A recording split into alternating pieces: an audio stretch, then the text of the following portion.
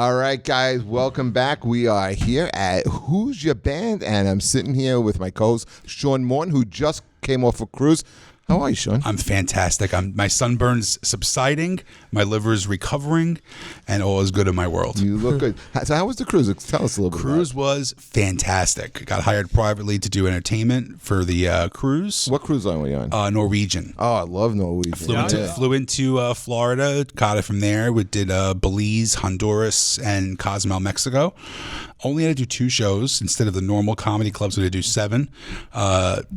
It was great. We did shows outside on the deck at sunset. Nice. On the first night and the last night.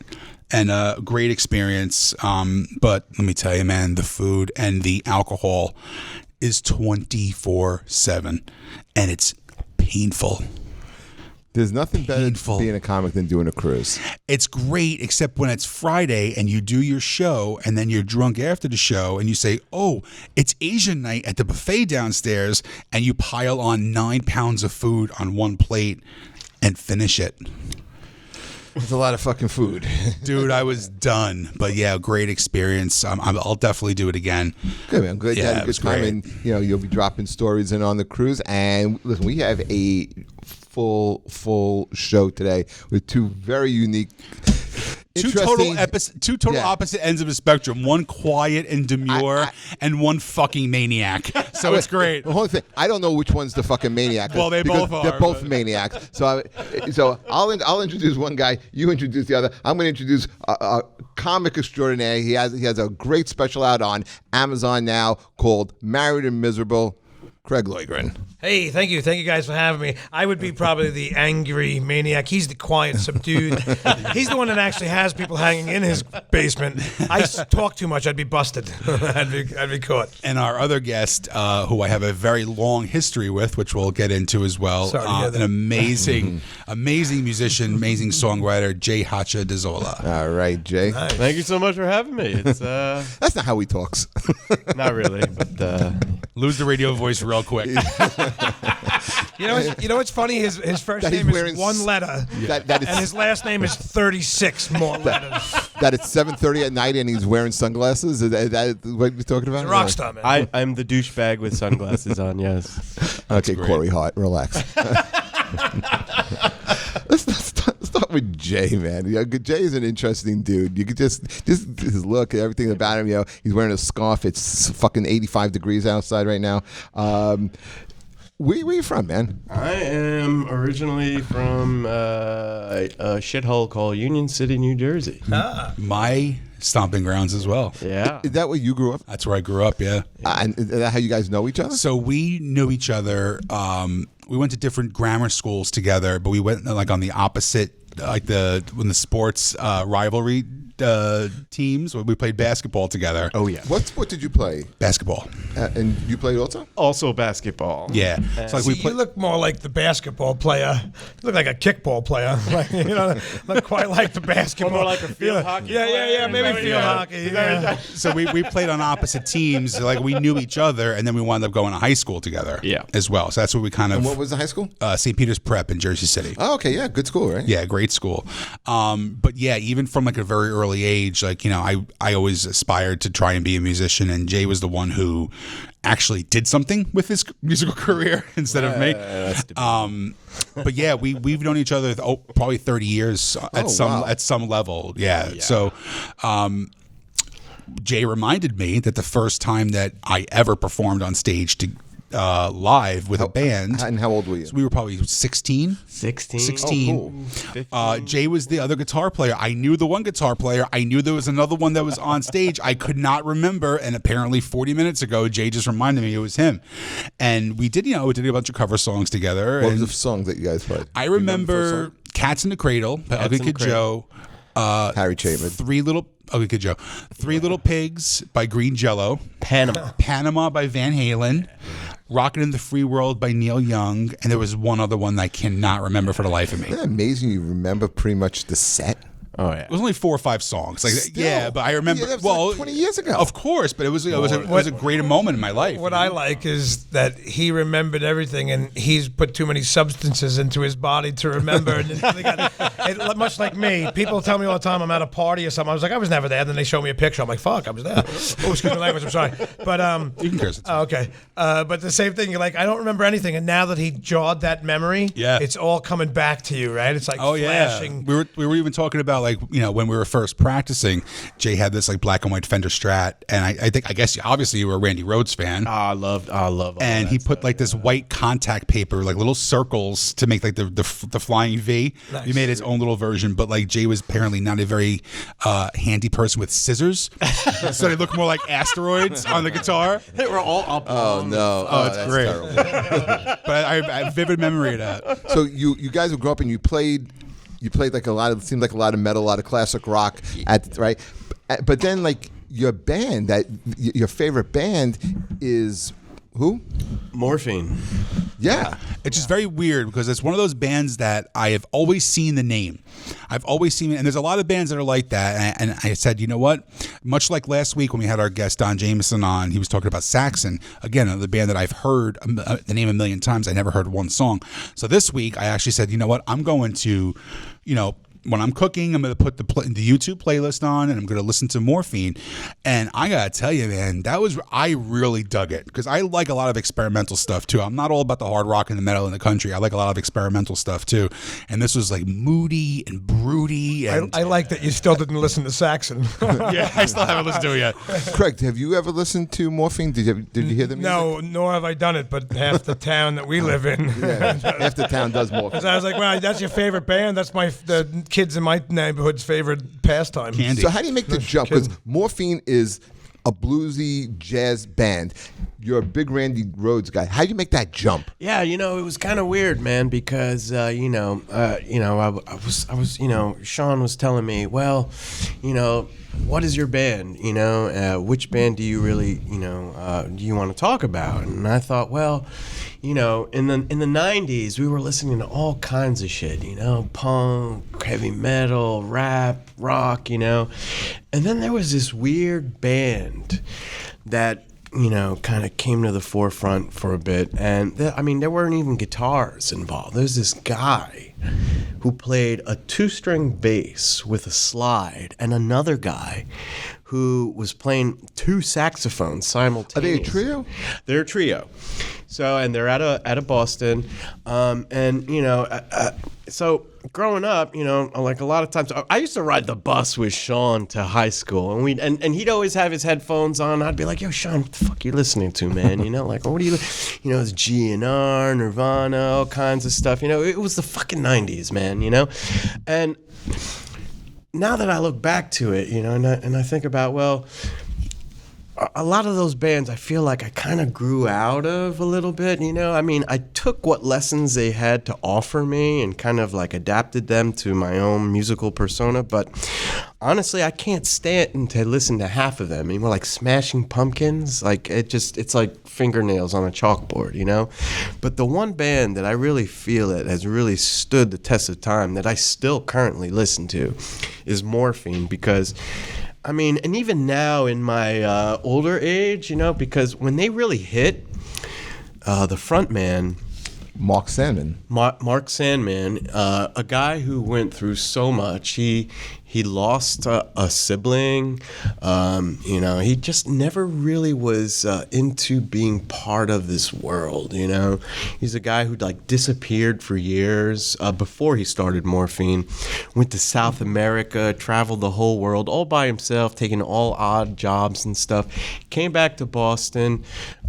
He was driving a cab for a while. Was stabbed while driving a cab, and he just had this rich experience and just this kind of subtle, silky darkness about him. And a very tragic ending. And a very tragic ending as well. So it's like... Yeah, he's gone? I don't know anything about it. He died on stage, right? He died on stage while performing in Italy. Right. And when he dropped, the whole crowd went wild. That's thinking crazy. It was part of the show. And he never got back up again. I say that about me on stage. I'm having an aneurysm and just dying. Everybody's like, "Oh my God, that is amazing." Oh, that's definitely going to We're happen. gonna get to That's you. definitely happening. I hope it doesn't happen. Craig had an ordeal coming in here. We'll give him a chance to calm down. I have many issues in life. But Sean, when you were listening to Morphine, what stood out to you? Any songs? There was one that had the word rain in it. Look like Yeah, rain. you look like Look like rain. rain. Yeah. That was kind of cool. I wrote that down. Yeah, too. that was cool. Very But bluesy, I just- very slow tempo. Very song. sexy. You know? Yeah, it's that's the a kind of sexy music song. you play when you bring and have done this. When you bring somebody over and stuff. There's certain kind of go-to music that you put on to kind of set the mood. Morphine was always among the first. Mine's Guar. I'm listening to them, right? And I did the same thing that Sean did. I put on the playlist, and two songs that stood out. The Rain song absolutely stood out. Honey White was another song that stood out because it was more jam. upbeat. I kind of liked it. Yeah. And then two, I couldn't fucking stand. I hated it. Was Buena. Buena. I hated that.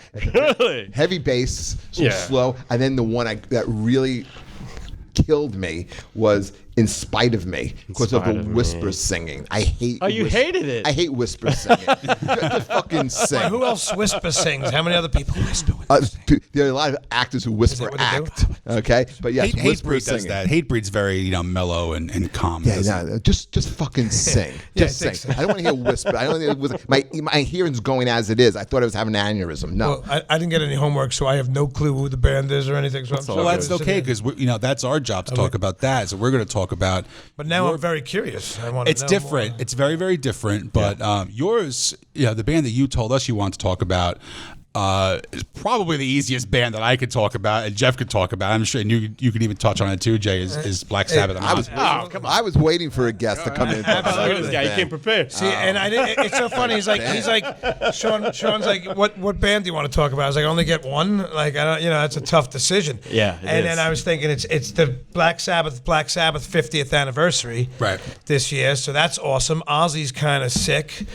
And not, Yeah, he canceling canceled his stuff tour. and doing Yeah. things. So there's he's very relevant. And then I'm going to be on Jack Osbourne's Portals Through Hell. So I'll be Really? Nice. We're shooting it in a couple of weeks. Yeah, That's great. That's a yeah, good because I've get. been messing around with the paranormal. We'll talk about it, but they're coming to a place that I had experiences at, so they want to Really? they want to talk to me. Yeah, I'm not gonna be like, I'm gonna be one of the That's you know, pretty cool. people That's who different. I mean, I've always known you're out of this world, but apparently you really are. But I know Craig from. We live a couple blocks away from each other. much like you guys. Right. You guys grew up together in the Sa- first half of your life. Yeah. We Sure. live right around the corner in the second half. We went of to the LA. same high school, right? Tottenville High School. Yeah, absolutely. And back then, did you have the same thing that we had? I had hair. Yeah, same you thing. had hair, A lot but of it. you had like the clash between the Guidos and the. It was critters and Guidos. I was Critters a and critter. Right. That's when you're growing up. We're a little bit older than you guys, but when I was growing up, the critters, it was the 80s. I graduated in 1987. Right. So the critters were the rockers and the Guidos. It's like the Greases and the Socias. It's the same crap. Right. But it was straight up. It was Brooklyn and Staten Island. Half of Brooklyn moved to Staten Island, and that's what it was. You had the Guidos and the Glitter Chicks. Glitter Chick. And Rocker Chicks The and Pat Critter Benatar Chicks. chicks. Yeah, it was. Yeah, that was the Rocker Chicks, the girls that were kind of the spandex girls. Right. And I could tell you were always, you're not one of those guys who like morphed into rock. I could tell that you were always a rock. Yeah, my first album that was my own. Now I'm the youngest of three. My brother, my sister, big Beatles, very heavy influence. Zeppelin, Who, all that stuff. Billy Squier, things like that. Blue Oyster Cult, and Sabbath. My brother turned me on to Sabbath when I was a little kid. My first album that was mine that I wasn't stealing from my brother and sister was Ozzy. He just left the band. Was Blizzard of Oz. It's so funny. Where did you buy it? My brother got it for me for my birthday. Okay. Because he knew I was such a fan and he wanted me to start getting away from his. That's great. His records. Dude, so he started. That's so great because I have almost the same story because my mom was a huge country person, like old school country, and a lot of like 50s, 60s, Right. pop and stuff. And my uncle, who was like my biggest musical Conway person, Twitty and yeah, shit. exactly. My uncle, who was like her brother, who helped raise me as his own kid. Right. pulled me aside when I was like 6 or 7 years old. And he was like, look, I know your mom loves the country. He goes, but I need to give you this. Nice. And he handed it to me, and it was Blizzard of Oz. Yes. Oh, Same wow. album. Yeah, same Awesome. album. Wow. Yeah, and now, so I went from hearing like and I've said this on the show before. My first concert ever was Willie Nelson, Johnny Cash, Waylon Jennings, and Stray Cats. Oh, wow. I was 6 years old. great It's a killer show. first concert. Amazing. But I was always just around that, and of course the pop that you would hear on the radio. And I never ever forget putting it on, and I'm reading the thing, and I see Suicide Solution, and I'm like, Nice. I got to start with that. Right. And I put it right. And I remember like 7 years old, I put it on, and I hear the wow, wow, wow, and I was like, life is over. Like that country life is over, and this is all I want to be about at this point. I think off of Blizzard of Oz, the first song I heard was "I Don't Know," and it's just that opening riff. Exactly, and that got me. And you knew, Ozzy wasn't going to be going anywhere. Hey, that was the first record with Randy Rhoads, right? Yeah. It was his first. Yeah, Randy was only on that and Bark at the Moon and one live album, and then the Plane Crash. Which live album? Tribute. The tribute album, which they put out after, because they were recording stuff while he was alive. Which is why it's called Tribute, because he was dead, you dope. Yeah, there you go. And you call me dumb because I couldn't find this joint. My GPS took me. I went right where it told me to go. To the back of the building. No, because did that come out after Speak of the Devil? No. That was way later. Which was what later? Speak of the Devil, like Ozzy Osbourne? Yes. Yeah, that was like 3 albums, 2 or 3 albums. Because but that's Bark at the Moon, Mr. Diary. Diary of a Madman. I think I'm saying Bark at the Moon. Diary of a Madman. What I liked about Speak of the Devil, it was a great live album, but it was a mixture of Ozzy and Sabbath. Yeah. And do you know who the guitar player was on it? Was that Jake Healy? No. Right? No, it was not. Brad Gillis. Oh, he was an underrated guitar player. Of Night Ranger. Whoa. He's a Night Ranger. He jumped in. Oh wait, no. Who? Rudy Sarzo was the bass player. Wasn't it Right. the Night Ranger guy? The bassist from Night Ranger jumped in to fill in when what do you call it? Died Metallica. When Cliff Burton died, the Night Ranger, the bass guitarist from Night Ranger jumped in and filled out there. Or was it 38 Specials? It was one of those two. I never heard that. All right, someone look it up. It's either 38 Specials or Night Ranger jumped in. But it was like, at the time, you were like, what? That guy is going to fill in for Cliff Burton? Like, it was like a different kind of music, but I guess he knew all the music. And he. So Sabbath is your favorite band, right? One of, absolutely. I have many. Did you like Sabbath with Dio? No. Not really. Really? I absolutely There's a love couple him. of good songs. Yeah, me neither. No, a couple of good songs, but it's Really? Dio. Like, I like Dio as Dio, his solo stuff, right? Dio was amazing. Holy Diver, stuff like that. Rainbow, I liked Rainbow. Him with Sabbath. Mob Rules, maybe, and Heaven and Hell. That's it. Those two songs. Well, that's not all. the albums. That's all he was on. Those were those two albums. No, yeah, but not the albums, just those songs. You didn't like Wishing Well, Die Young, Not Sign really. of the Southern Cross, Children.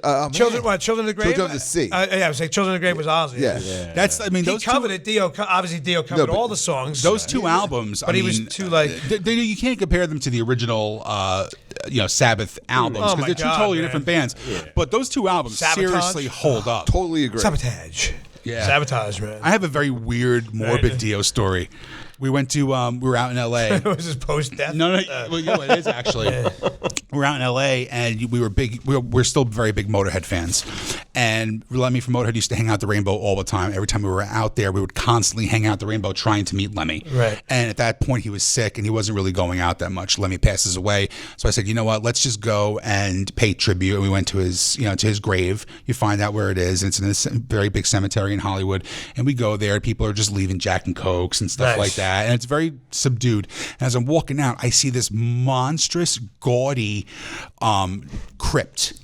And I'm like, this is the biggest thing I've ever seen. And as I'm walking up to it, it says Ronnie James Dio. Nice. It's right outside of where Lemmy is buried. Because he had that Napoleon complex. Well, You know he's gonna also go Italian, big, so everything's got to be huge and gaudy Right. and marble covered and everything like that. And he was Brooklyn. I think he's New York, yeah. Yeah. I think he's New York. Definitely New York. But Yeah. this thing was ginormous, and we just stumbled upon it. And then, again, off topic, but right outside of it was Carrie Fisher and her mother. Oh wow. Oh, wow. Debbie Reynolds? Yeah, of course. Debbie Reynolds. And they're buried together, and you saw the Star Wars nerds just sitting there crying in front of it. It was literally right after she died, too. Wow. Yeah, very cool. Well, Debbie Reynolds died after Carrie not Fisher. long after either. No, she died basically. They said of a broken heart. A couple days. It was like a couple days or a couple weeks later. Yeah, it was a little bit thereafter. Yeah. We were actually out there too. At the same time was when Chris Cornell died. Oof. Yeah, and right when You like the Grim Reaper. I totally am, but it's all about death and drinking in LA anyway. So who cares? I love it, man. Things are going and good then for we Sean went to Morton, the but not Viper Room anybody for else. a drink. We went there. It was Don't right touch at me. right at the memorial, and it was beautiful. I mean, there was 100 people just singing Soundgarden songs, singing Chris Cornell solo stuff, Temple of the Dog songs, people crying and paying their tributes and stuff. And then right next to it is Johnny Ramone. Nice. Oh, wow. And Ramone's who has in Hollywood too? but the thing This is what a graveyard rock and is roll. this? This is that one's Hollywood Forever, which What? is like all the stars are buried Right. at, and they give you like tours and maps and stuff like that. And, like they do like movies in the park too on Mondays. Like you could just sit on a grave and watch Nice. like Night of the Pee-wee's Living Big Dead. Adventure. You know what I mean? It's crazy shit. But Johnny Ramone, children shouldn't play with dead things. everybody has like their little like a normal grave and stuff. But Johnny Ramone's is a full 6-foot bronze statue of him just rocking out on the guitar Nice. right in front of it. That's Awesome, pretty cool. really, really cool. They were what, Queens guys, right? Mm-hmm. What was your favorite Sabbath album?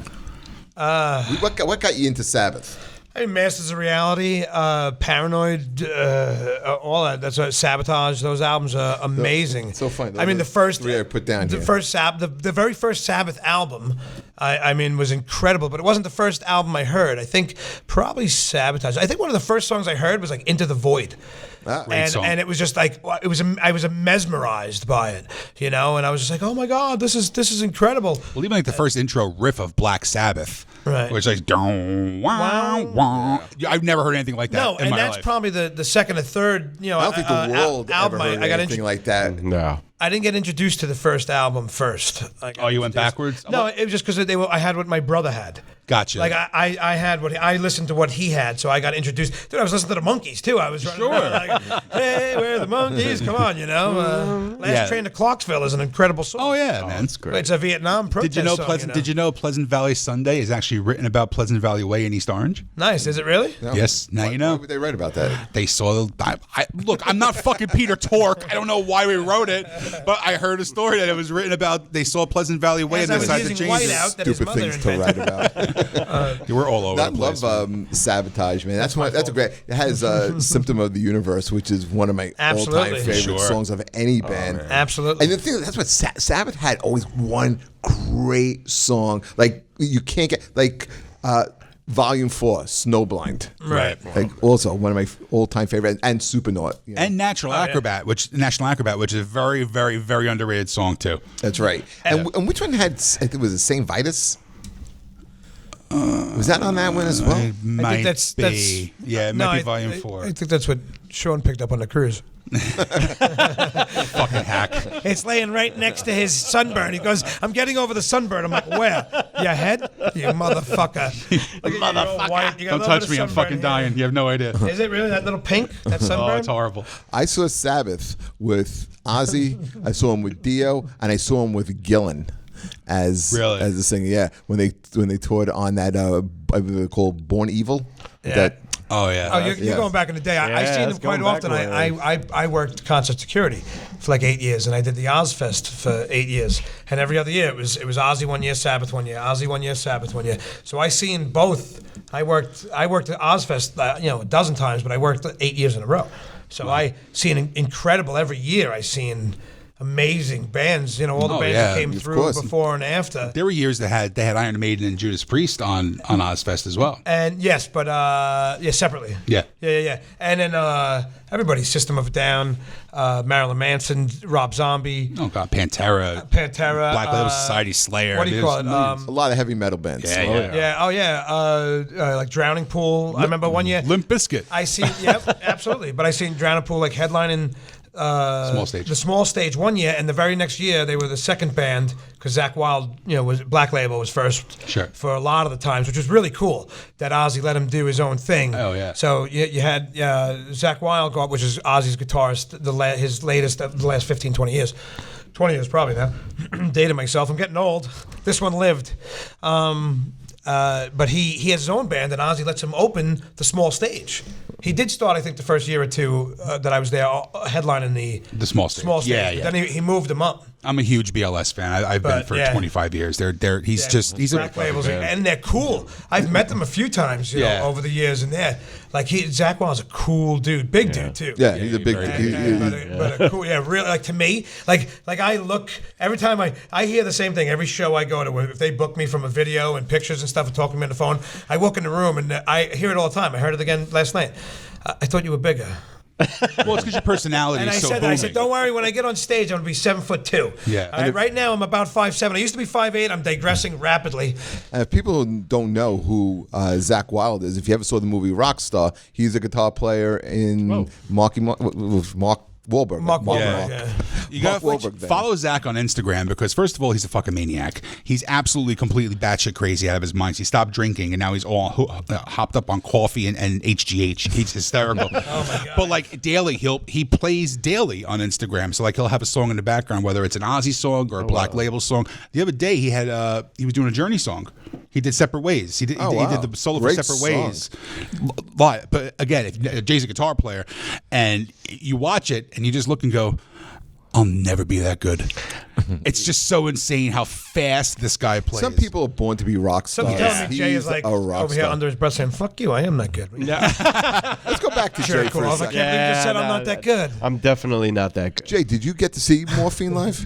I never did. I never did, which is something I kind of kicked myself about. But They weren't around very long, were they? they weren't really around. Well, they were around like early '90s, maybe towards the late '90s. But They stopped in '99, I think, right? Yeah, they stopped in '99. They did 5 records, I believe, right? They did. I think 5 records, but the surviving members of the band, they continue on as the Vapors of Morphine. Okay. And what's really cool is I was able to connect with their saxophone player, Dana Coley, and I reached out to him and told him I was a big fan or whatever, and I invited him to come and collaborate on a couple of my tracks. Wow. And he was able to throw down on Oh, one wow. of them. So you did come out. Yeah, Holy shit. we traded files over the internet, but it's That's still great, though. Right. it's amazing to be able to connect at that level with somebody that you listen to growing Well, up. that's an amazing point because, like Jeff Yeah. keeps saying, Sean, I worship you when you're on stage. Can I open for you? So it's kind of like the same thing. Like you have your favorite person. I say that all the time, by the way. Is that what Jeff says? Yeah, all the time. Were you a fan when they first came out, or did you find them like after they released an album or It's two? funny. I when they were hot and going, they were on the Jon Stewart show. Is how I first, That's how you discovered them. That's how I discovered them. I saw them playing, on his show, and I was like, "What the fuck is this?" Number one, they didn't have a guitar player, and then there's this, tall guy with a bass with 2 strings playing a slide on it. Do you which like is something. Ben Folds 5? Gotta say, I don't. Another band with no guitar player. I don't. I don't know. There's something about that guy's voice that kind of. He's a little whiny. He's a little whiny, and it's a little irritating, But Mark Sandman, he had this baritone, rich, Yeah. warm voice. So there was like a weird, talking about different styles of bands. There was always a band that I liked in the '90s. And I don't know if you liked them, you liked it. If you don't, It was a band called Local H. Yes, 2-man band. 2-man band, played a half guitar, half bass, Yep. and would switch them. And I saw them open up for Aerosmith at the Garden. Yeah. Wow. And they blew the roof off the Garden. It was a 2-person, just a guy singing, playing guitar, bass, and a drummer. Black drummer. Why's it got to be black for? Black drummer, curly head, racist. white guy who played guitar, right? And I saw them. They opened for Korn. And I was doing security, and my job there was I was just supposed to be working with Joey Fatone, just make sure no one kind of bothered him. Joey Fatone. Yeah, That's insane. He looks like someone that would protect Joey Fatone. Where does Joey Fatone come into coming into a Local H and Korn show? First of all, Joey Fatone is the shit. All right, Yeah. I love Joey Fatone. yeah. Well, he's a Brooklyn guy. Yeah. he was going to the show. Oh, okay. And we had the security detail. I think, did you ever work for Fox, Sean? Fox Security? No, I did Strike Force. Okay, yeah, that's why I worked for them. We did a lot of like the personal stuff, toured a lot. I told you I did it on and off for 19 years. Oh, wow. And that was sometimes when you got a local gig, it's kind of like doing a gig in Bayonne. It's like your own backyard. So you were doing a gig at Madison Square Garden, you're getting paid. I'm watching local age and corn, and my whole thing is just make sure no one messes with Joey Fatone, and that's what. That's like one of the names I would never expect to be at a corn local age show. You know what I mean? It's so weird. But if you called to be a guest, you're like, absolutely, come on. No Bye. So you're all over the map too with music, Jay. You're into Ozzy, you're into Randy Rhoads, you're into the jazz. But what kind of music do you play? Man, I don't really know how to really describe it. You can't describe it.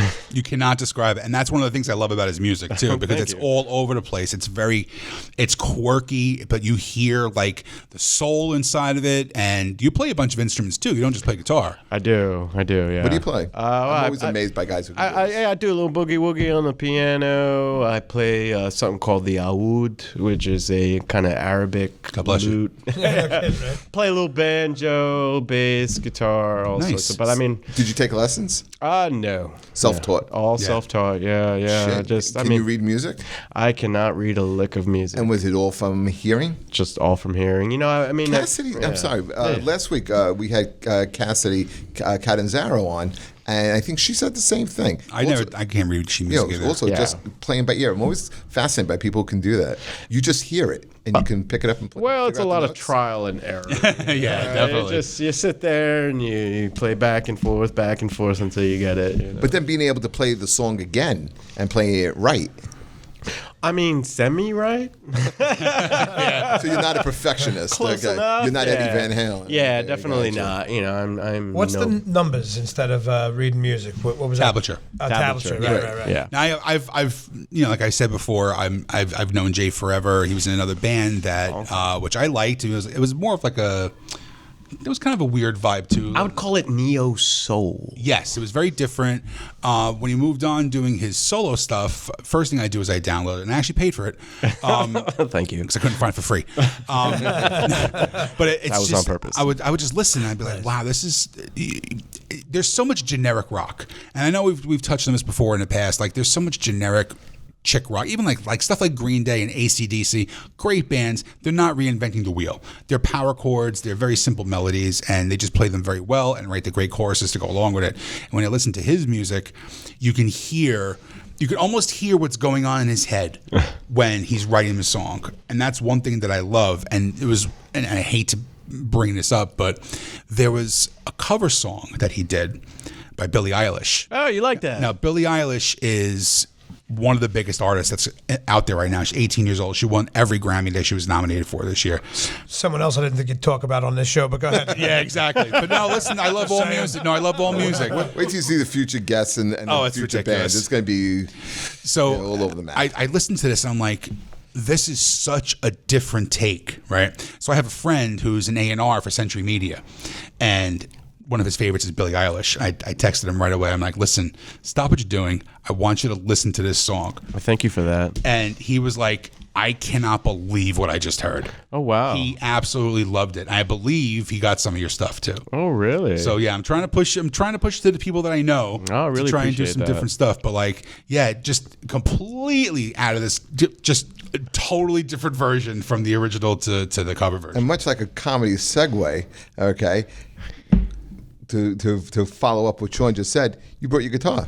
I sure did. And so we can talk about your music all day, but I don't think anything will be better than hearing it. Would you like? Yeah. would like it. Adam, is that cool? Can we play? Yeah, that's cool. Yeah. Right on. I'll just grab my And what's funny is when you said you tried to like steal it, but you couldn't, you had to pay for it. And he's like, I have it set up that way. Oh, yeah. I went on to what do you call it, the Fire Stick to see if my special was up there illegally, and Right. it wasn't. And I was really kind of disappointed 'Cause that four no people one bought it, That Craig. no one cared enough to put it up. And I was like, damn! I didn't really want to see it up there because I wouldn't make any money. But it would have been cool that someone really cared, and they didn't. So, damn. So what song are you gonna play for us from the new album? Yeah, it's a tune called No Situation. it's basically a song about, well, I mean, if you've ever, met somebody, that's kind of totally wrong for you, but you kind of just hang on because... Yes, they're sitting on both sides of me. You beat me to it. And I was going to say, I'm still married to it 28 and a half years later. So that's basically what it's about. Just hanging on. Yeah, just hanging on because, I don't know. All right, so here is the music of J Hacha de Zola. Thank you.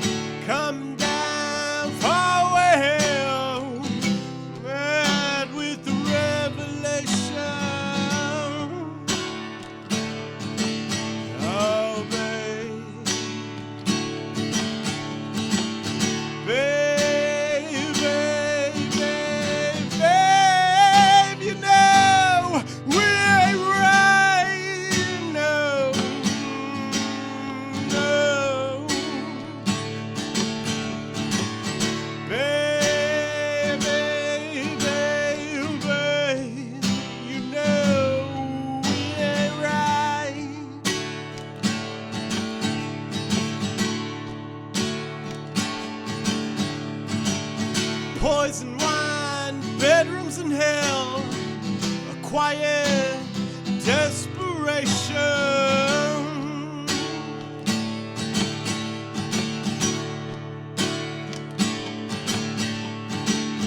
Find the key, eye on the ring, a nervous apprehension.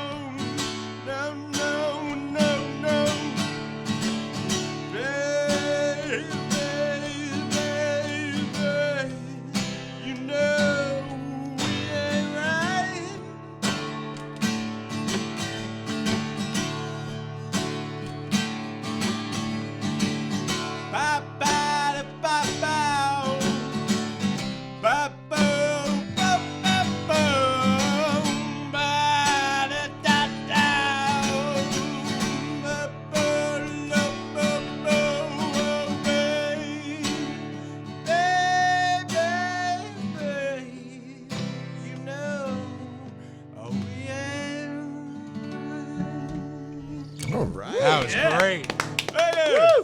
A more perfect song could not be written for me about Jeffrey. That was nice. I was gonna say that should be our theme song on this show. I'm gonna dedicate that to Sean. I did notice the D C G progression in that song. It's a simple one. I like it. I have an eye for it. I go with that. First thing that pops out, man, is like your voice. It's a real powerful voice. Who's your inspiration when singing, and who's that song about? Oh man, that song is all right. So I'm an old dog now, and that song is about a younger woman in her 20s that I've come to know, and she's absolutely delightful and a total peach. And oh wow, is that PC. That's Who probably cares? not PC. Who cares? Anyway, yeah. I think fruits and vegetables are still allowed. I mean, fruits and vegetables are delicious. She's a and real cucumber. nutritious. There you She's go. a lovely cucumber. But yeah, it's sometimes it's really hard to avoid things that are probably bad for you because they're so Good for you. fucking And delightful. they're exciting. They're exciting and they make you feel alive, and they kind of pull you out of this shithole mire that you kind of gotta slog through every fucking day. I don't do music professionally. I just kind of do it on the side, and it's something that really elevates my life. And being around people like that, doing the music allows me to be around people like that, and it just kind of it invigorates me, man. And even though it's not always very healthy for me, and I'm kind of a deluded dude, and but you know what, I'm all about living, for lack of a term, furiously, and just kind of In the moment. in the moment, man, and just fucking going for it, and You need more of that in this world, believe me. And who would you say the voice? Like you said, the voice is a little unique, which it is. thank you. Does it remind you of anybody? There's one person, and not so much that he's like him, but reminds me, and you might say I'm way off base with this, but Jeff Buckley. Oh, man, Jesus, I'll take that. Yeah, That's Jeff. a huge Do you know who Jeff compliment, Buckley man. was? Yes. Well, no, I don't. A lot of people don't. I Yes. mean, because he only really Hallelujah. had. He only Yeah. had one album, like legit one album, Yeah, and then Grace. drowned. Yeah. But he would have been just off the charts, amazing at this level. But Oh, man. yeah, that's sort of kind of reminds me of a little bit. You have any songs about older women? just checking. Yeah, it's Probably a lot more angry. It's called "Babe, You Really Ain't Tight." Right. That's what it's called. A lot of whistling in that song, right? A lot of whistling. And where can people get the CD? Oh yeah, man. I mean, here, let me give you guys a copy. Thank you. Oh, I get one? Oh, cool. Oh, of course you do. Absolutely. Dude, that was actually really badass. And by the end of that song, I was kind of singing along a little bit. I was starting to learn the lyrics. Okay. And then you threw me with the bop-bahs. But I got it. But it was all right. Well, there's only 4 lyrics in the whole song. So. There we go. Listen. Because the guy is obviously in love. He doesn't need more than fucking 4 words in the song. That song was all about the song feel. is definitely about. It was I about was sitting somebody. next You to him. can I hear felt it. like he was singing to me. And another thing. I kind of was. And another thing, like when you were strumming pretty hard, I was sitting right here. I'm married a long time. I never get touched. Those breezes were as close to sex as I had in a while. In fact, when you leave, Sean's in trouble. If he was talking about you, he'd be saying, "Baby, I'm blinded by the light. Don't put the lights off your fucking bald head." That's right. So That's where why you can- threw a few blue ones back. So where can people get this? I mean, I'm everywhere. Amazon, iTunes, just about anywhere. You just well, see those. What's the website? It's jhachadezola.com. This is a badass cover too. Really? You guys, could you zoom in? Do we have this kind of technology? I'm trying to but look No, how, go for how it. badass is this? Thank you. I'll try to stay still. I have ADD. There we go. Yeah, nice. Yeah, the lightning hit the umbrella. You You look did a like video for this one, didn't you? I'm sorry. Didn't you do a video from? I the song on did. this I album? did a bunch of videos for this record in support of it. There's a few of them out there on YouTube. Now, and do you have somebody come in, listen to the song, and like let their version of what they think for the song make the video, or do you have the visions yourself and just tell people how to do it? Yeah, I mean, this is I pretty much dictate everything, man. Control freak, I like that. Yeah, I'm an absolute control freak. Yeah. When you art, you have to be. yeah. You have to be with your art. Yeah, otherwise this shit slips away from you, And Yeah. then you end up doing something that you can't really get behind, And, Sure. And especially if they're on the payroll and they're going off on their own tangent, it just right. It's got to be more about you and your vision. It's all about fucking me. Period. And where could fucking people go see you? Well, I mean, again, you can find me on Facebook. I on the social media thing, whatever. I announce a bunch of dates and stuff. Probably the best way to find me is just Google the J Hacha de Zola. I mean, it's so weird though. Like being that I'm a solo artist. You know, I have a rotating roster of all kinds of mercenaries and musicians who back me up and stuff. So I've been kind of having a little bit of a struggle with playing enough shows because I got to pay all these fucking guys, you know? Well, it's true, too. You know what I mean? And it presents quite a challenge because, you know, what people hear, they hear the record. And when they come to a show, they want to hear a representation of the fucking record. So if I get up there with an acoustic guitar, they're going to be like, this is not what we signed up for. Very true. So and it does have such a distinct sound, too, that you really have to have people who are really good musicians, too, on top of it. Exactly. You know, and just to speak a little bit on the musicians that are on this, you know, like I've had people like primarily who's kind of been a mentor to me, Ralph Carney. And Ralph Carney, among also, Dana Coley, who played with Morphine, was a founding member of Morphine. But I had Ralph Carney play on like several of my last records. And Ralph Carney, if you don't know who he was Tom Waits' right-hand man in terms of saxophone playing. He played on Rain Dogs. He's also the uncle of the drummer from the Black Keys. Oh, wow. Yeah, and I've seen you post the name and pictures of him, but I really didn't know who he was. Yeah, I mean, I absolutely love the guy. We met during a recording session out in Portland, Oregon, and we just hit it off. Is that where you recorded this? He played on some of those tracks, and not all of them, but this was kind of after him. But like previous records, he was a huge part of, always encouraged me to like not be afraid to do my own thing, because I've honestly, one of the things that really bothers me is hearing my own voice. Yeah. I think you got three people that could agree with that. I had that issue early on in comedy. It took me a while to get on stage because of that very reason. It's hard, man. Absolutely. Because when you hear that shit back, it's like, God, And then when you start picking apart every little thing that you do. Exactly. I have little crutches on stage. I always say the word right, and I hate it. And if I well, you're more hypersensitive to your own voice, to your own idiosyncrasies than the audience would be. I've seen you, and I never picked that up. Oh, right. Well, and that's a funny thing. But I used to say the word really a lot, and then I recorded something, and I actually titled it really, and I'm like, this is horrible. Dude, I say really, but I say it more angry all the time. But all the time, in my special, I must have said it 100 times. Really? I know. But people know me as that. Like they even say it to me. I was like, I didn't realize I said it. It's that so subliminal, but like that's the worst thing about artists. No matter if it's music or comedy or anything, we're our worst critics. Yeah, absolutely. And are you how's kidding the special doing? It's doing all right for a guy at my level. Not my level. Like I'm not famous.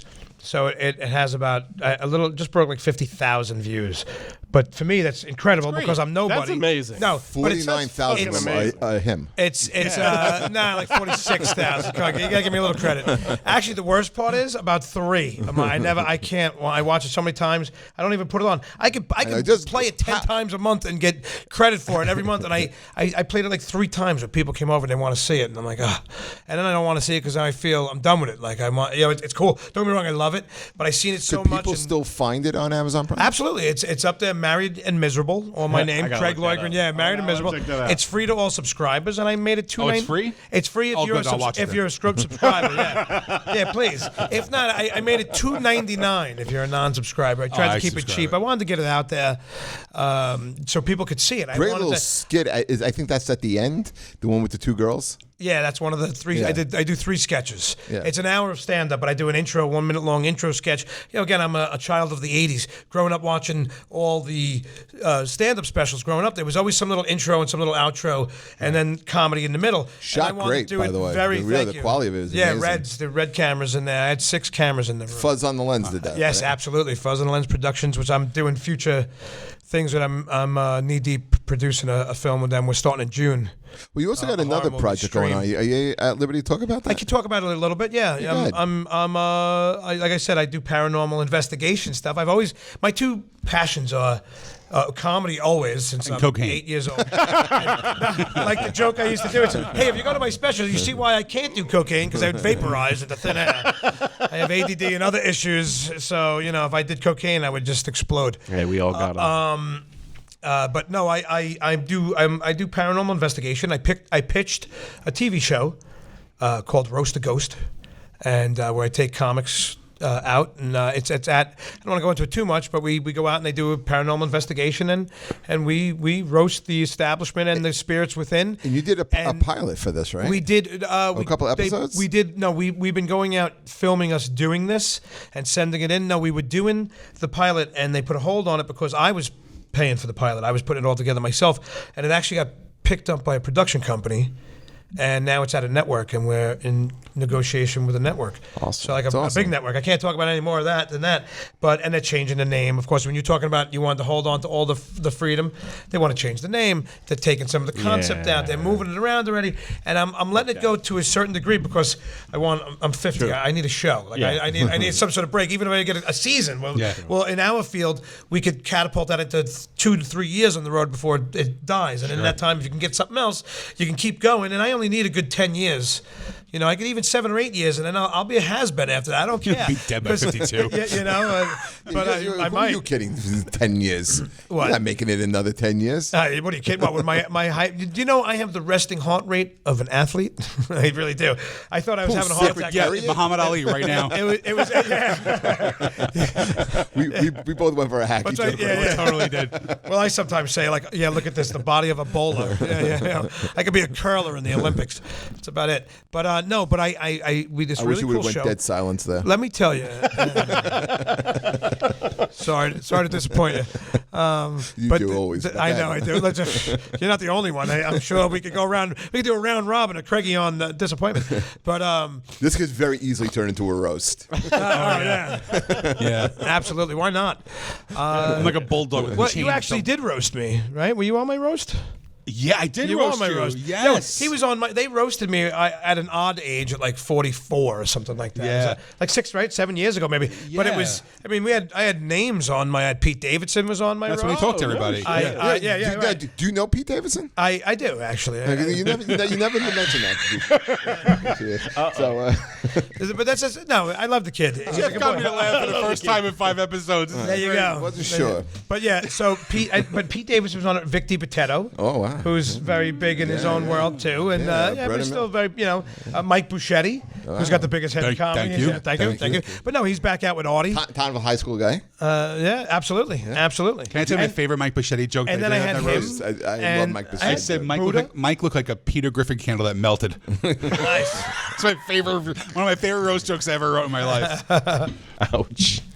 He really does though. But I love him to death. So you got Roasted Ghost. Hopefully, some version. Of Roasted It'll Ghost probably will have come another out. name because who knows if I'll be able to. But it's cool. My family's involved with it. My wife and the kids. Right. Like I told them. Are they going to keep them? Well, this is what happened. They were like, well, what do you want to keep? And I said creative rights. And they were like, haha, the network will get that. And you can do whatever you want. If they don't like it, they won't air it. And they'll just shoot it again. Like, they don't care. They'll force you to do it. And you'll be in contract. I was like, all right, I don't want to have problems already. I'm just asking, So, but I was like, all right, well, my daughter is part of my paranormal team. And my wife does the research. Oh, wow. Well, they like, oh, my God, family. And they ran with it. And I'm like, well, if you're going to do family. You'd be like a weird my dog, son, too. the bounty hunter, but a ghost. Yeah, Ghost the bounty hunter, Ghost the roaster. Slug the ghost roaster. Right. Sluggy. It's a great name for you, Slug. Baldy. Should be your next album cover. Shiny. But but my kids, they want, and they talk to Michael, and and it's Rich Carucci. Nice. It's me and Rich Carucci created this, and it looks promising. I mean, I don't know, anything could happen. Look, anything can I'd happen. watch it. But it's well. Let me tell you, we went out after this show. After the he's a show, cool dude. After the show, I'll show you a video of us just doing now the roasts. I can't show you yet, but they're incredible. Like we did a few different locations, and we're sending them all into them and everything, and videotape and everything, and they're loving it, like funny stuff. And I have an empath, a legit chick. If you're into spiritual stuff and you believe, you'll understand. If you don't believe and you're skeptical, that's fine. Honestly, Yeah. do you believe in ghosts? Oh my God, absolutely! So I've do had I. so many You do? experiences. 100%. So many experiences. I mean, the Chrysler Mansion is like my hangout. Like I work there. I ran a haunted attraction there this year and everything, and I'm in there a lot. And that's actually one of the places we did this at and everything. Of course, it's like my home base. It's a creepy place. And yeah, but it's I have, so I can, after the show, I'll show you pictures. I have videos. I have audio. I'm I a have firm believer in ghosts. absolutely. I Why? have so much. Because I've seen shit. Yeah, you know what Well, happens. you just can't. What did you just say? I woke about a I'm year ago. fascinated by About a this year stuff. ago. That's why I'd watch your show. You know what the coolest part about your show is? That he turns his back. You don't have to look at his face when the. I know. Yeah, the cameras look at the back of your head and the side of your face, and that's enough Sean- for Jeffrey Paul that anybody would ever Sean need. is clearly the beauty on this show. And the brains and the funny, and we all know that. But no, I woke up about a year. It must have been a year ago. I woke up and there was a lady standing right next to my bed. In my house. your current house. Yes. Wait, you saw it. You saw the lady. Without a question. Could you you recognized her or no? Yeah, I totally did. Was she a family member? My wife's family. Yeah. Yeah. Did she recently pass prior to that? No, I never met her. Oh, from a long time ago. Yeah. Did she say something to you? No. But I opened my eyes. Checking and I in. saw this figure and it's checking in. very fully dressed. I saw the hair. I couldn't make the face. And I went like this. And I jumped and it was gone. And it disappeared. But it was right there. Like literally standing there. Startled her too. I've seen other stuff. My old house, the house I grew up in Union City. I don't know if you ever went to. It had a very deep history because the area that we grew up in had a lot of revolution. Was the Revolutionary War? Revolutionary War battlegrounds like between Union City and Weehawken, New Jersey. There was a duel with Aaron Burr in Weehawken. Yep. Wait, is that the famous Aaron Burr, Hamilton duel? Not to be mistaken with same Aaron one. Berg. He's a Jewish comedian that looks something like me. Yeah, a little bit. I didn't say that. Did I say Funny Aaron dude. Burke? No, I he didn't say said Aaron Berg. He said Berg. But all I could think of was Berg. I had to say it. So Funny guy. there was a big park across the street from my house. We used to call it Pigeon Park, but it had tons of Pigeons. Yeah, obviously. But it had like Hey, good having you here, Craig. Thank you, man. It had, That's what I'm here these for. huge cannons that they painted over so that way they weren't useful anymore. They were Right. cemented to the ground. Absolutely. All things like that. So my house across the street was used as like an infirmary for the war, and they used it as like the basement as like an ice cream social for military people and stuff like that. My mom is also very in tune with Sensitive? spirits, She's spirits sensitive. and stuff like that. She used to see a butler walk through my house constantly when I was a kid. She saw it. Like you She can make it visually out. Saw, get yes, chills she just she thinking. visually saw it. And never once brought you a drink, right? Never Son once. of a bitch. But there was, that house was completely filled with spirits.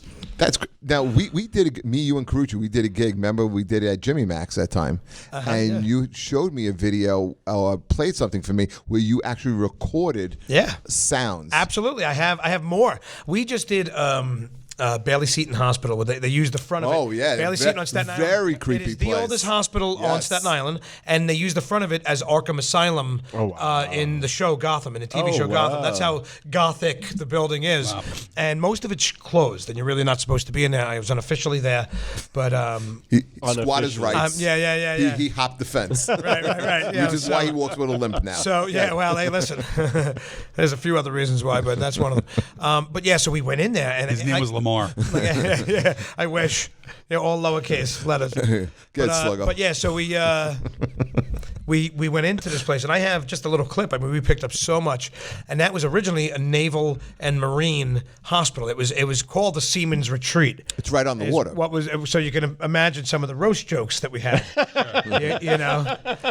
In fact, the first one was like, one of the jokes that went something along the lines of this place was originally called Seamen's Retreat, which doesn't sound like a hospital. It sounds like a gay bar on Fire Island. That's funny. Like or a prostate issue, stuff like that as a tag. Yeah, So that there was something like that in that pretty paraphrasing, but it was close.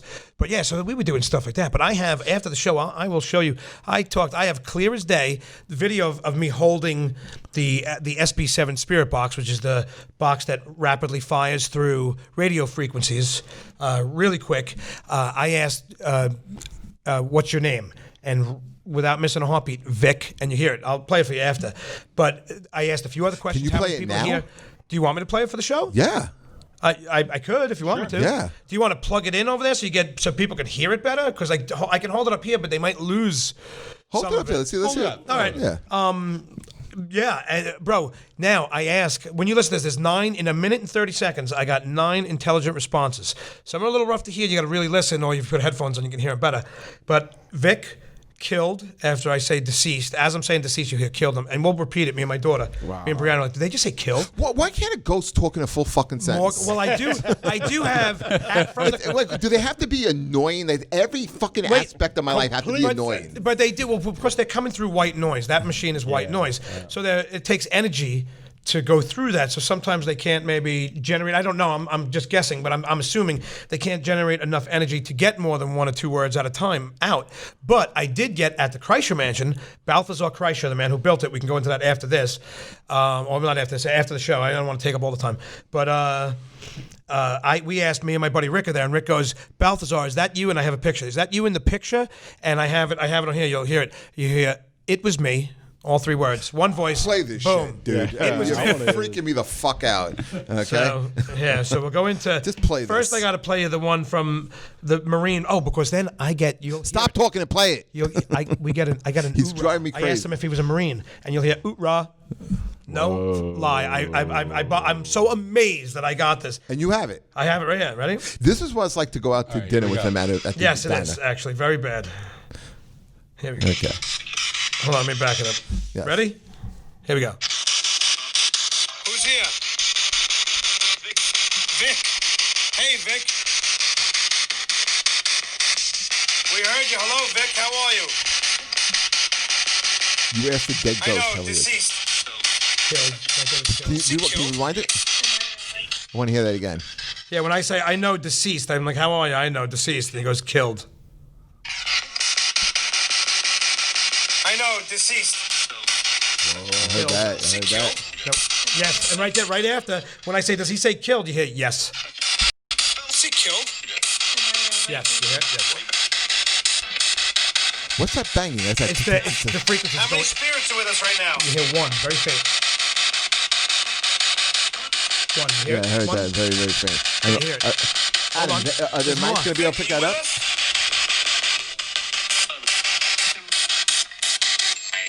Hi. Say hi. Hi, Vic. Awesome. My name is Craig. Morgue. Just say more. Said morgue. Did you say morgue? Behind us was the morgue. We didn't know until after the sign was on the wall. You say yes? I don't know. Wait, here it comes in there. This is the best. Wait. Vic, were you a Marine? Ooh-ah. Ooh-ah. You hear it? Ooh-ah, ooh-ah. I was Navy. Wait, there's one more. How are people not going to watch this show? He thanks me. That's because I was going to say this assault in the Navy. And I said, I was your just chauffeur. Listen, wait, listen.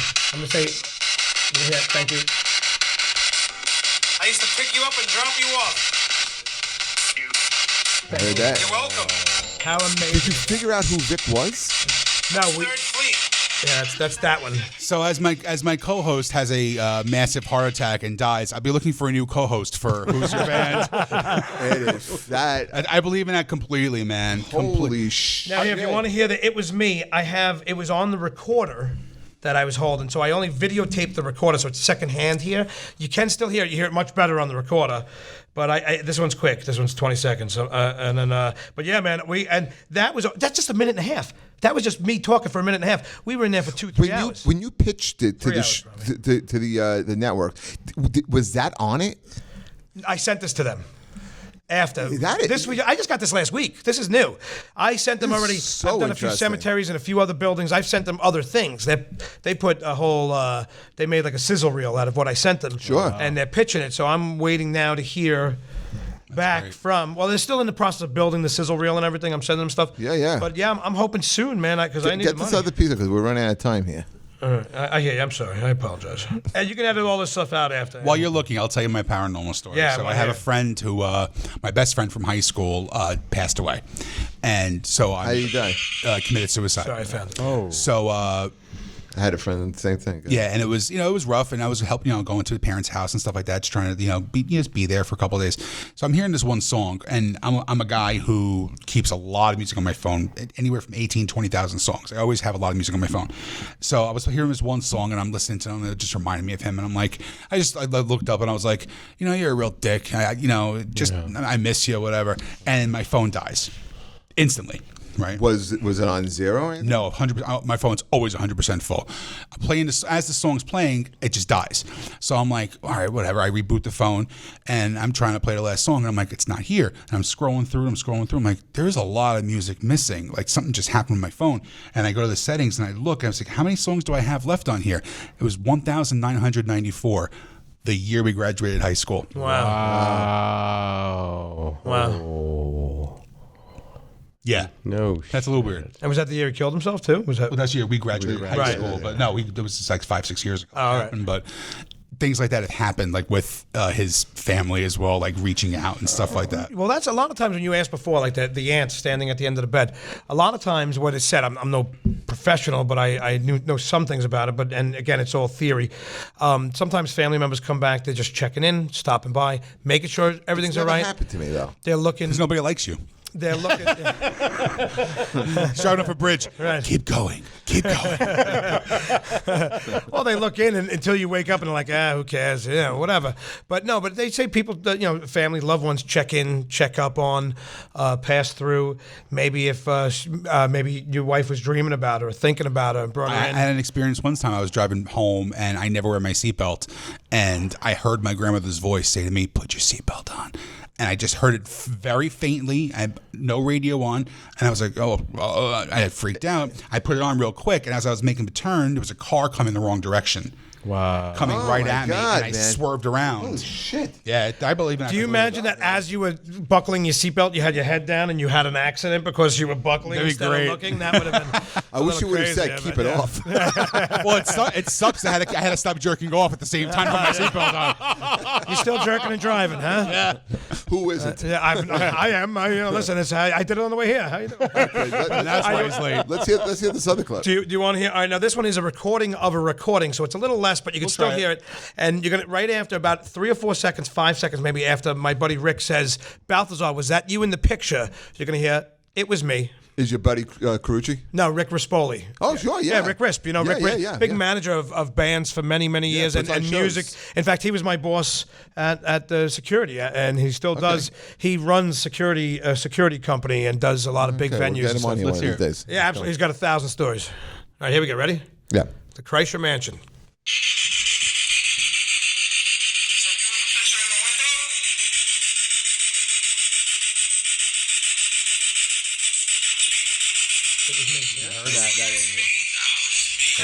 I'll play it again. And I bug out Is because that you screaming? yeah, what are you kidding me? Because we all heard it.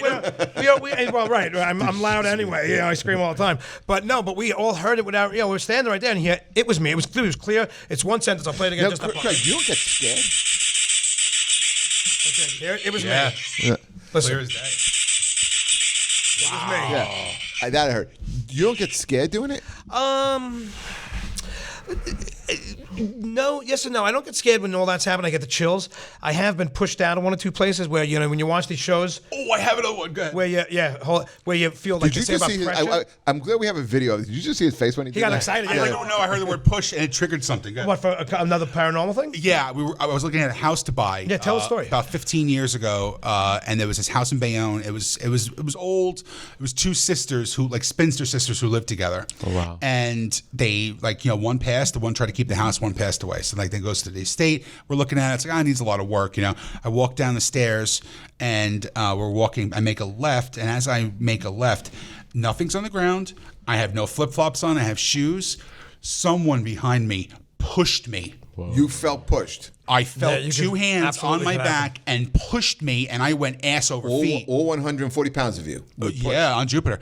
And I literally got pushed, and I fell You to the felt ground. it. You felt like I felt like two a hands, force. 2 hands on my back, pushed me, like, get the fuck out of my house. Whoa. And I went ass over feet, and everybody behind me was like, what the fuck just happened?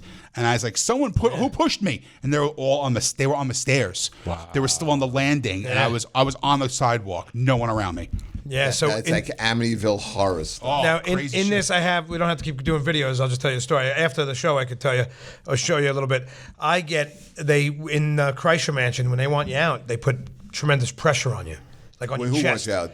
With the spirits. Like if you're in there and it's their time and they just don't want you in there, you'll get, you start getting like that, like heavy breathing, and you're like, whew, I'm having a little bit, and you feel the pressure. And as you stay, it gets worse. And one day I was in there and I was FaceTiming my buddy who now lives in Florida, and he's like, oh, Craig, I want to see, we like as a dare, back when you were kids, I've only been to the porch, I used to run up and you run out of there and stuff. So I go to take him on a tour, and I'm going through on FaceTime, showing him everything. And as I'm trying to talk to him, I'm like, dude, I'm losing my breath. Like, I'm out of breath. I don't know why. And as we're going through, we go up to the second floor, and I'm like, dude, I normally give you like a little story about everything. Just kind of look. I'm out of breath. My chest hurts, and I'm trying to think of what it is. I go to the third floor, the attic, and I got to the top of the stairs. As I tried to turn, the pressure, I felt like I was under 150 feet of water. I then realized what was happening. I was like, dude, I gotta go. And I started to apologize. And I talk to them all the time. I'm like, I'm sorry, guys. You don't want me here. Obviously, I'm out. I realize it now. I felt the pressure. I didn't get the hint. I got the hint. I'm out. I left. I said, I'm sorry. I backed out. Before you left, did you plug Married and Miserable? Not that night. No, I couldn't. I didn't have the breath for it. I plugged it. They watched it. Because it was on the Amazon cloud. Is that what you're saying? But when I went outside, because I was working on the haunt, this happened when I was building stuff on the property for the haunted attraction we were doing. I went back out to what I was building, and I had anxiety for like a half hour, 40 minutes, where I wanted to go home. Like I was just like, I didn't feel right, But it passed. Felt better, started working. My old man gets up there about an hour after that, and he's like, oh, boy, bring me through the house. Like, he'd never seen it before. I'm like, really, Dad? I just kind of had an experience. Bullshit, because he don't believe either, And I'm like, no, really? All right, we'll go in. I went in. I took him all through everything. Nothing. I was fine. And we went up to the third floor, and I was cautious. Because you apologized. And I always apologize. I talked to them. Actually, we've had a few different mediums. It's like a hotspot. We're going to start doing overnights there. They want the guys who run it want to start running selective, 10 or 12 people at a night. Pay, but they could do an overnight, sleep there, do a paranormal investigation. But no Ouija boards. We don't let none of that shit in there. Do me a favor. When you start doing those, send me your comedy schedule so that when you die, apparently, I can just step right into your gigs. Well, one of the jokes I think Mike Sicoli wrote is something like about with that roast of ghosts is Craig's doing this so he could take out the competition, like bring comics to haunted locations to try to kill them and stuff. Yeah, so I thin the herd, so to speak. This is a great episode, man. It really was. It really was. A lot of totally off the beaten path, but that's You're welcome. That's how we do it. This is what happens all the time. We talk about the stories, we talk about the music, and then something comes up. And this was great, though. Unfortunately, I can't finish any single story. But that's just you, and people know you, though. But Jay, give us the website again and your social media. Yeah, it's jhachadezola.com, and look for me on Instagram and Facebook. I'll spell it out: JHachadezola. Like I said before, one letter in the first name, and almost every other letter in the alphabet, some twice. What about That's all right, though. Jay? What's your social media? My name, Craig Loydgren, CraigLoydgren, CraigLoydgren.com. My website has all my links to everything, including the special Married and Miserable, if anybody has Amazon. Gigs Married and Miserable. Go to my website, absolutely. I have a lot of things coming up. Dates are on my schedule, and a few more are being updated. I couldn't tell you right this second. I mean, I'm with you. At the end of the month, we're doing a benefit March 28th on Staten Island at the Colony. Mike Moss of the Howard Stern fame. He wrote many a parody. All the early. He's one of the four front runners of song parodies on the Howard Stern show. He used to do them when nobody was doing them, and then a lot of other people took it to another level. But he probably wrote 50 or 60 of his songs on Howard over the 20-year stretch. Absolutely. Wow. Yeah, he's one of those guys I hate working with because he's so good. Yeah, he just writes so good. He's such a good guy. He's a smart guy. He's another guy that wants to, like there's a couple of guys out there that we spoke to that they don't necessarily want to do the show. Although he might have actually said he wants to do the show, but there's some big name comics out there that don't want to do the show, but they want to be a part of it somehow. They want to write for it and do. They're like, oh my God, it's great, amazing, but they're afraid of the spiritual end. Count me in. I'm all in. Listen, we get the show, and I'm going to go through all my peeps and stuff. So. Well, you can do it. Listen, I would hope for this show because it's going to be really funny. And as funny as it is, it's real. Like, I just played all that stuff for you. So as we're roasting and teasing and just walking through, we make jokes of it on each other. You should have me and Sean on the same episode where we're not only roasting the ghosts, we're roasting each other. There you go. It's really not you roasting me ever. Just so you know, it's always me busting your balls. But yeah, so look for me, CraigLoydgren.com. Instagram is my favorite. All that stuff's comedian Craig L, but the links are all on my website. And one more thing before you guys sign off, would you do the world a favor and will you take your shot tag and see if you won anything for all these people from your Wendy's cup? Oh, I didn't even know this. Oh, you see. Oh, dude. Ladies and I love gentlemen, these things. he may have won something. A free fries. Yeah, I'm going with French fries or a Frosty. Yeah, it's always a fucking Frosty. And it's always a small Frosty. Let's see what we got. I didn't even know about this. Look at this. What do you got, brother? Free orange juice. A free orange juice. Because they do breakfast now.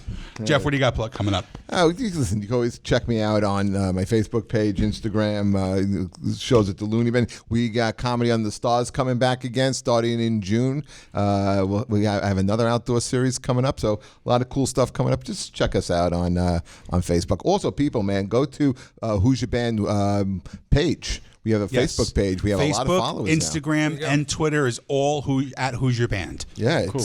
And we'll have who'sYourBand.com up and running within the next month or so. Beautiful. I was curious. How about you, Sean? Headlining Comedy Works in Bristol, Pennsylvania this weekend. So if the show gets out before Friday, Comedy Works, Bristol, Pennsylvania. March 20th, I'm headlining Retro in Derby, Connecticut. And then March 28th, I'm headlining the Reading Comedy Outlet in Reading, Pennsylvania. Very nice. Nice. All right, man. We are now weekly, so we'll be back next week. We have a chocked show next week. Yes, next week we have professional wrestler Sean Donovan coming in. Cool. And one of my favorite writers and one of my least favorite people in the world, Ken Krantz, is coming in. Nice. So, guys, thank you so much for checking out the show again. Thanks for having us, guys. Go on iTunes, subscribe to us. Sure, Jay. We're also on Spotify as well. Check out the Facebook page. We're also on YouTube as well. We have the full cameras in here. Thanks to our buddy Adam. Give us a round of applause for Adam. Yeah. Adam. And you get to see the visual aspect of it too. So thank you guys for checking us out, and we will check you visual later. aspect. Nice.